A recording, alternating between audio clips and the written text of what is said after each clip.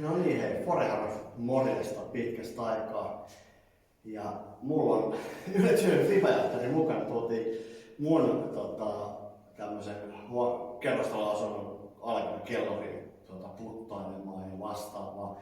Taukohan on ollut, mutta hei, mikä fiiliksi sulla talvesta? Joka alkaa kyllästyttää lunta pakkasella. Eikö lumi ja pakkanen ihan kiva talvikin? Kyllä ne on kivoja, mutta kyllä tarpeet haluaisi tuonne radalle heittää. Toi kivikko on just siinä, että ei voi mennä heittää. Me ollaan vielä kaverin kanssa yritetty käydä heittää, mutta ei siitä oikein tullut mitään. Kyllä ne vois pikkuhiljaa sulaa siellä. No joo, mä kävin sun kielkoetti siellä, se hukkui 3 päivää sitten. Onneksi sanoit mulle sitä. Se on tosi puoleen sääreen ja yritti sitä lunta paremmin, että siellä nopeasti hukkuu. Ja hei, muuta semmoinen juttu, pahoittelusta se kaikkuu, me ollaan tosiaan niitä kelloissa, tuolla betoni ympärissä mikrofoni, tuolla mun kotona, niin no can do.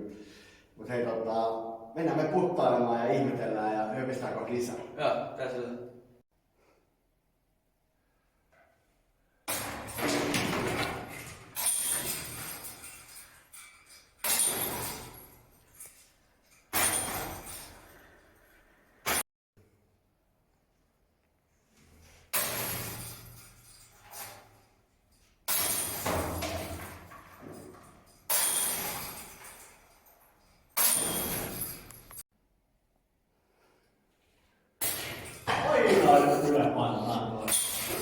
Amateur.